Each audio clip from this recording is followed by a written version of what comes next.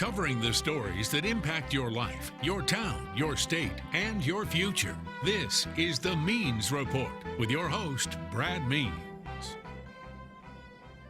Hello, everybody, and welcome once again to the Means Report. We appreciate you spending part of your day with us as we continue to tackle all things political, entering now the final few weeks before the big election in November. And we have a busy Means Report today for sure as we talk with candidate for Senate in the great state of Georgia, Jon Ossoff. He's challenging David Perdue for that Senate seat, and we'll talk to him about his run and his platform, trying to get our economy back on track. What does he think about health care and letting everybody have access to it?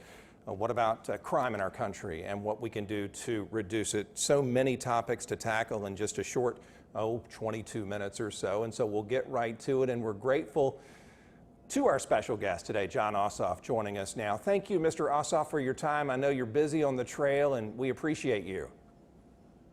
Brad, thank you so much for having me, and hello to everybody in Augusta. Listen, let me just ask you off the bat, so people in Augusta and the surrounding area can get to know you a little bit better. When did you decide to run for Senate? Was there a moment that you recall, a phone call, a conversation maybe with a family member when you said, I have to do this? I made the decision last summer, Brad, of course, before this pandemic struck and our world changed so profoundly. And, you know, I think that what led me to make the decision ultimately was the encouragement of Congressman John Lewis, for whom I worked many years ago and who's been a mentor of mine for the last 17 years. And, you know, in the private sector, I run a business that produces investigations of political corruption, organized crime, and war crimes for news organizations around the world.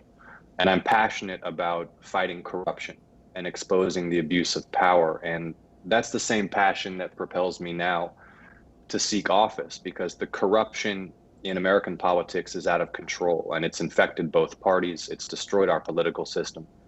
It's why health insurance and drug companies are allowed to write the rules so they can rip off our families. It's why polluters are allowed to poison our air and our water. It's why Congress serves narrow private interests who fund political campaigns instead of the public. And I think we're at a fork in the road for our country.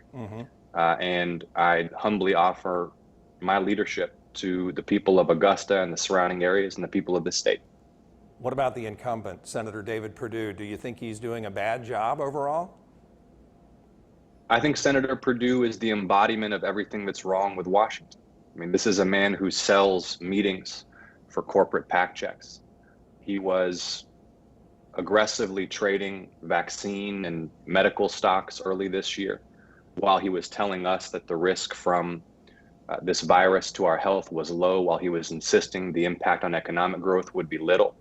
You know, that kind of self-serving, self-dealing corruption is what's wrong with politics today. And it's not about David Perdue's political party, it's about his character.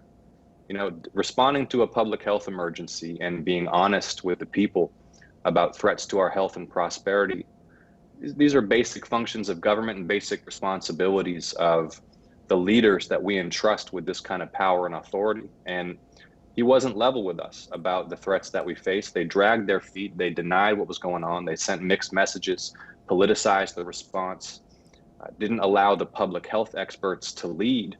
And you know, the emergence of a deadly virus is not the fault of any politician, but the quality of our government's response is 100% the responsibility of politicians. You know, the federal government has botched this response, and David Perdue was echoing all the president's denials the entire time. Yeah, I was going to ask you that. You know, we heard reports in recent days about the president possibly downplaying and in his own words saying that he wanted to play it down when it came to the pandemic so as not to cause a panic nationwide. Are you trying to paint David Perdue with that same brush now?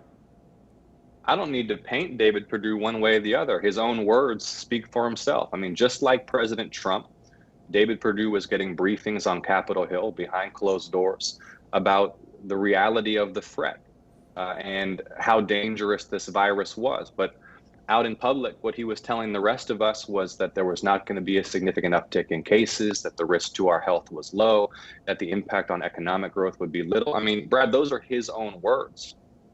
And at the same time, to be vigorously adjusting his stock portfolio, dumping his casino shares, buying medical stock.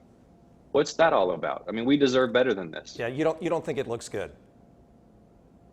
I don't think it looks good, and I think it's a betrayal of the people who pay his salary and elect him to office.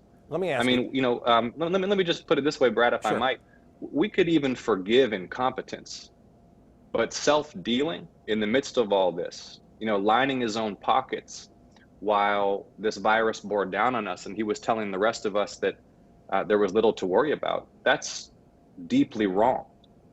Senator Perdue's office would tell you that he's been over backwards to make sure that this country gets through this pandemic as best as it can, whether it comes to the Paycheck Protection Program or whether it comes to back to school approaches that different parts of the country can take when it comes to getting kids back in school.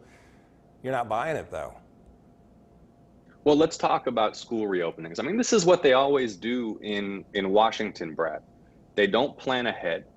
They don't take responsibility. And rather than listening to medical experts and public health experts and educators about what was necessary, they dragged their feet all along. I mean, schools have been reopening in Georgia for the last 4 to 6 weeks without federal support. It's not like it was a mystery that public schools were going to need help. Local school districts are going to need help in order to, meet CDC guidelines and protect children and teachers and families when they returned to in-person learning. That was self-evident back in the spring and early summer. They still haven't passed any help for our schools. Let me jump. So, yeah, go ahead. Yeah, I didn't mean to cut you off. I just I looked at the clock just now and started to kind of mildly panic. I want to make sure I get to as many questions as I can, and I probably don't need to ask you this question now. Just based on what I've been hearing so far, do you mind negative ads is the question. Do you think negative ads work? And I've asked every candidate I've had on my show that same question, gotten some different answers. Are they powerful? Can negative ads change people's minds? Well, look, I think that politics has become so nasty, and it's down in the gutter. And there's so much misinformation. I think that what candidates ought to do is present their positive vision for our state and our country. And then if there is legitimate criticism of one's opponent, then that's fair game. I mean, the people of this state need to know that David Perdue didn't just lie to us about the real scope of the threat of this virus, that he was also working to enrich himself at the same time. But where we have to draw the line is when ads become blatantly false. And, Senator Perdue has been running these ads about his positions on healthcare, about how he supports protections for pre-existing conditions like cancer and asthma and diabetes and high blood pressure, when he voted to repeal those protections. He voted to allow health insurance companies to deny us coverage if we're already sick. And you can show it to your audience. I mean, don't take it from me, but independent fact checkers have ruled that his ads have simply been false. So I think what we expect from our leaders is honesty. And look, I don't want to spend this whole conversation talking about Senator Perdue. I don't think he's done a good job. I think his record is one of widespread disease and unemployment. I don't think he deserves to be reelected. But what we need to talk about is how we're going to rebuild this economy. Yeah, and we will. How we're going to we will recover get to it. I from will this throw virus. this in. Let me throw this in real quick, just in all fairness. Senator Perdue's office said that he supports coverage for people with pre-existing conditions, period. Anybody who suggests otherwise is lying. He also says that fact check website cherry-picked part of a comment and turned it into something that it was not. I'm not going to ask you if you're lying because you don't buy into that, because I know your answer is no, you're not. Let's move on, though, and let's talk about other things. What do you think about the way Georgia Governor Brian Kemp has handled the pandemic? One of the first leaders in the country to reopen his state. Your thoughts on that and how it's gone ever since? Well, I think that at all levels of government, what we've needed is political leaders who recognize the limitations of their own knowledge and listen to medical experts and scientists and public health experts during a public health emergency. And we haven't seen that at the federal level. We haven't seen it at the state level. We've seen a politicized response. And so what I encourage Governor Kemp to do, and what I encourage local leaders and what the federal government needs to be doing, is listening to the medical experts. This got out of control unnecessarily. It didn't have to be this way. And the unchecked spread of this virus has deepened the economic damage that's resulted from this pandemic. The path forward to recovery is pretty clear. We empower medical experts and trust their advice on the public health response. We need a significant infrastructure and jobs program to get people back to work and invest in economic recovery. And then we need tax relief and more direct relief for working families and small businesses instead of prioritizing bailouts for the most powerful lobbying groups in DC. What's that tax relief look like real quickly before we go to break? Does it impact all of us? Do we all have bigger paychecks? I will fight in the Senate to cut taxes for working and middle-class families and small businesses, period. That's vital to this economic recovery. And that needs to be paired with a historic American infrastructure program with investments in transit and transportation, clean energy, research and development. We can upgrade our quality of life. We can create tens of thousands of jobs across Georgia, and we can protect our planet for future generations. And this is the kind of thing I think that can really unite people. When we need healing, when I feel, and I don't know if you feel this way, Brad, but I feel like we're losing sight of the fact that we're all Americans. We're so focused on our differences, on our political differences. And this is a moment that challenges us to come together. That's the way that this country has overcome great challenges throughout our history, is with unity. And a historic infrastructure program is something that can bring the people of our state and our country together with a vision for how we move forward from here. When we come back, our conversation with Jon Ossoff continues here on the Means Report. We'll continue to tackle the headlines of the day from a political perspective. The Means Report, back in a moment.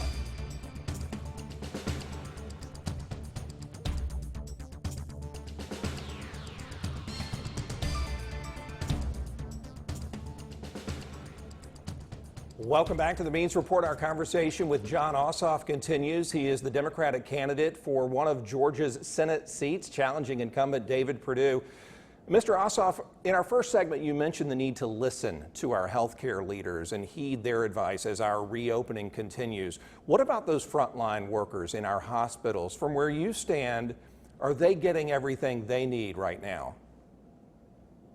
No, I think our doctors and nurses have been hung out to dry by the federal government, which has failed in this pandemic response. I mean, my wife is a OBGYN doc, mostly working at Grady Hospital here in Atlanta. And, luckily Georgia has great hospital administrators and healthcare professionals here at home.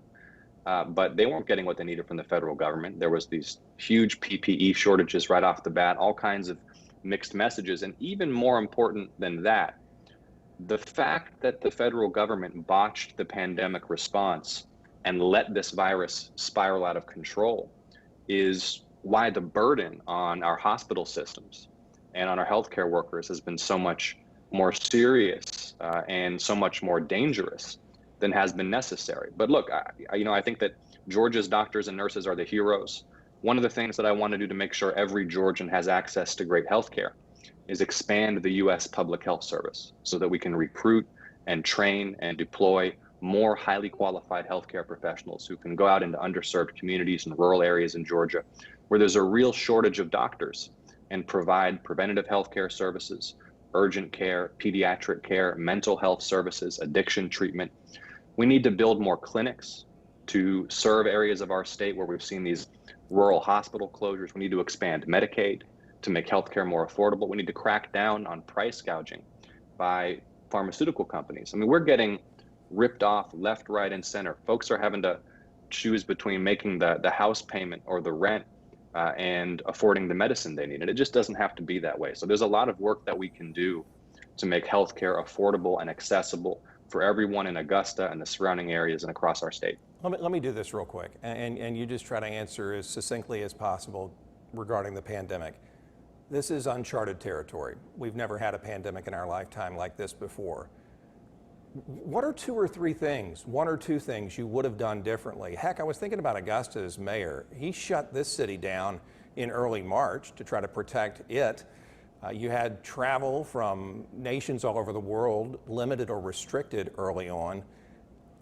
What would you have done differently to make where we stand now better? Well, first of all, informed the public transparently about the nature of the threat and best practices to combat it, rather than downplaying it and trying to tell everyone that everything was fine when it wasn't fine. Two, much swifter action would have reduced the necessity of those long shelter-in-place orders, which did so much economic damage. A virus is something that spreads exponentially. You need to nip it in the bud. And if we hadn't spent those weeks delaying and denying and sending mixed signals, then we could have acted much more swiftly, stemmed the spread of this thing, and reduced the economic damage. And finally, the economic response has left small businesses and working families hung out to dry, while vast sums of money have flowed to the most powerful corporations and lobbying groups in the country. I mean, the Senate went on vacation for 5 weeks, during which time the PPP program expired, during which time the emergency unemployment benefits expired. I mean, Brad, and I think folks at home will know this, if Goldman Sachs stock valuation had started plummeting, the Senate would have been back in session overnight to rescue the banking system. And of course, the health of our banking system matters, but there are families and businesses facing dire economic circumstances, and Congress has been on vacation. And that gets back to the fundamental point here, which is that the corruption in our political system means that politicians aren't looking out for the general public. They're looking out for their donors. Let me ask you about our children. I sent my senior in high school back for his first day today, and I looked at the numbers at his high school. Half the kids are learning virtually, half are in the schoolhouse. How do you feel about the way that our children are being sent back to school across this state?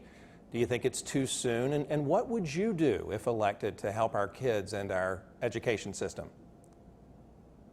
Well, Congress should have been sending emergency help to local school districts in June and July to assist in the planning and preparation so that reopening could be done in an orderly way, so that schools would have all the equipment and training that they needed to meet CDC public health guidelines, or to engage more fruitfully in remote learning where necessary. I mean, this is just another great example of Congress not planning ahead, not attending to the needs of people here at home. That it's now well into September and Congress still hasn't passed emergency support for our schools. So the federal government, is the only entity with the resources to step in and rush emergency support to local school districts.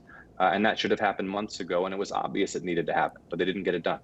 Let's take a look at the upcoming election. We just had a story on the news, I think it was last night, maybe night before, about this double voting business in Georgia. I'm sure you've heard of it. About 1,000 people voted absentee and then marched up to the polls and voted in person. Did not affect the outcome of any primary or runoff, we're told. Do you trust our voting system? Do you trust the mail-in system so that after November, we really know if you or David Perdue and everybody else won? Well, look, here's my message for folks at home about the upcoming election and how to vote. Obviously, the voting infrastructure is under stress because polling places are having to meet social distancing requirements, and because there's been some draconian cuts to the U.S. Postal Service. But folks should have confidence in the voting infrastructure. They just need to take responsibility for doing their due diligence. Make sure you cross those T's and dot those I's when you're filling out your absentee ballot. Diligently check on the Secretary of State's website to monitor its progress. If you're voting early, please note this date, October 12th. October 12th. October 12th is the first date of early voting here in Georgia, and we should all do our part to keep those lines down by voting early and on the early side of the early voting period, so we don't have that kind of congestion toward the end of early voting and on election day. And look, to be very candid with you, Brad, I'm disgusted by the way that elections have been administered in Georgia, that folks have to wait 4 to 6 to 8 hours just to cast their ballots. Folks shouldn't have to wait 45 minutes to participate in our democracy. This is just a basic function of government. But I'm also so impressed by the commitment of the people of this state to cast their ballots. And let me just add this final point on voting, Brad. We need a new Voting Rights Act in this country. because there is no doubt that there are some officials who abuse their power to disenfranchise their own citizens, to make it harder to vote. And that's not right. We need a new Voting Rights Act to protect the voting rights of every single citizen, to ensure that voter suppression is never permitted, and to make sure that everyone has access to the ballot who is an eligible voter. Some people are worried, though, Mr. Ossoff, that you mail in your ballot and somebody's going to lose it or steal it. Is that unrealistic? I think folks should have confidence in voting by mail and should do their due diligence and check on the Secretary of State's website on the progress of their ballot. And look, I also encourage folks to vote early in person. October 12th is the first day of early voting. And it's time now to make a plan to vote. If you do plan to vote by mail, go ahead and request that ballot now. Don't wait. I think that's the most important thing, is make the plan now. If you want to vote by mail, go ahead and request that ballot. If you prefer to vote in person, then vote on the early side of the early voting period. October 12th is when it begins. Rather than thinking about November 3rd as election day, think of it as the last possible opportunity to vote. Make a plan to vote before November 3rd. Last question is just to get you to tell us what your plans are here for this home stretch. You're in an extremely tight race, if you believe the polls, and a lot of people do. How are you going to handle these last few weeks as we get closer to the end? Look, my plan is to humbly and candidly communicate my vision for the representation of this state to people in every community across the state, in Augusta and the surrounding areas, and every part of Georgia. And the plan is pretty simple. First of all, we've got to get the cost of healthcare under control, crack down on price gouging by drug and insurance companies, expand Medicaid, invest in healthcare access in places where there's a shortage of healthcare workers and healthcare facilities. Second, we've got to get this economy moving again and get people back to work. That means a historic infrastructure and clean energy program. We can unite people behind a vision like that. We can invest in our future. We can create tens of thousands of jobs, upgrade our infrastructure, and protect our planet. And finally, we've got to reform our corrupt campaign finance system.